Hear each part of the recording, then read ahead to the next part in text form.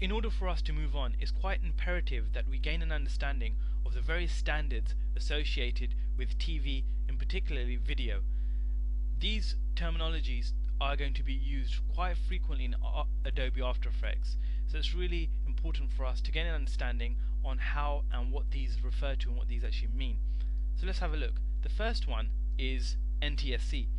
NTSC stands for National Television Standards Committee, and it's basically is an analog television system and is commonly used in USA, Canada, California, Japan, South Korea and the Philippines, and it's basically a standard that's used for these various countries. It's first developed in 1941 and has no provision of 4-color TV.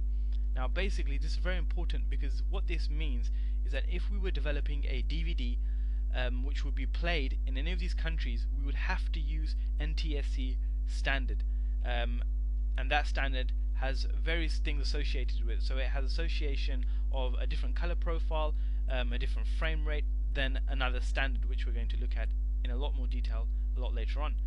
Moving on, we've got NTSC was the first widely adopted color system in broadcast media, and it's basically has a color encoding which is similar to the system M television signal, which I'm not going to go into a bit more detail. You can have a look at that on Google or in your own time. And it basically consists of 29.97 interlaced frames of video per second, or nearly identical to the system J in Japan.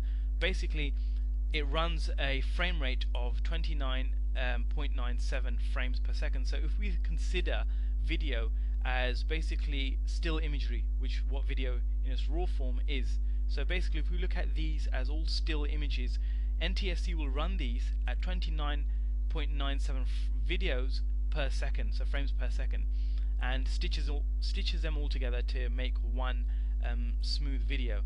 And what this sometimes you'll see these in applications that this figure will be rounded off to 30 frames per second. It makes it easier, but technically it still runs at 29.97 videos per second, and this is what After Effects will give us the option of 29.97 seconds. So this is what we will see in After Effects in the graphical user interface. Moving on,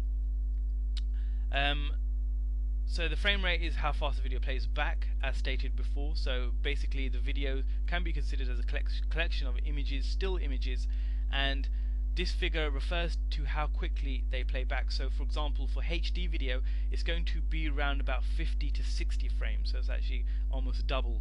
Well, it is double. And then we've got HDR, which is a high dynamic range, which is around about 70, which is kind of still in research phase at the moment. So NTSC runs 29.97 frames per second of video. And we've then got PAL, and PAL is basically short for phase alternating line, and is an analog television encoding system used in broadcast television systems in large parts of the world. And basically it's in a kind of a revamp and addition of the earlier version of NTSC. PAL is kind of more used in EU and UK amongst other countries. Okay, so why PAL? 1950s, Western European countries basically were planning to establish color television, and they were faced with a few problems that NTSC had, mainly to do with colors. A problem associated with the NTSC standard at the time is it demonstrated over weakness over kind of long transmission conditions. So what happened at that moment in time was that the colors projected in NTSC were never the same. So if you viewed that picture again and again, it would never be the same as you previously had saw. So this was a kind of a problem. So PAL was developed by Walter Bruch in Germany, unveiled in 1963, which is kind of addition of NTSC. So basically PAL was used mostly in Europe, and it's a standard for UK, and runs at 25 frames per second. And the most kind of distinguishing factor, I don't really want to get into PAL versus NTSC. You can have a really good wiki, you can have a look at wiki, covers that really well. But basically the two most common, most differentiating factors between PAL and NTSC is one to do with color, I know PAL handles color a lot better than NTSC. If you look at American televisions, particularly for UK based, on a UK based television, you'll see it's quite glossy. So you can have a look at how that handles color. We kind of see that when we watch American TV in the UK. You can see that it's kind of a bit more rich, and a kind of more kind of a glossy sheen to it.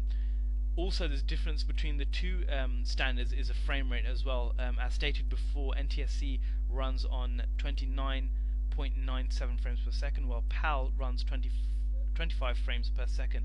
And we'll have a look at this. So basically, if we wanted to make a DVD for the UK or Europe market, and we wanted to ship that over to UK to be watched on all the DVD players, etc., we would need to use a PAL standard when we're selecting our After Effects projects. If we wanted to do something for the States, it would need to be NTSC. Also, I've got HD runs around at 50 to 60 video frames per second, and we've got 70 video frames per second is still in research phase, and we're looking at HDR, which is high dynamic range, which will ultimately replace HD. So there we have it. Will make a lot more sense when we get back into After Effects, and you can see how these standards are really important, and that's what I'm going to demonstrate in my next video.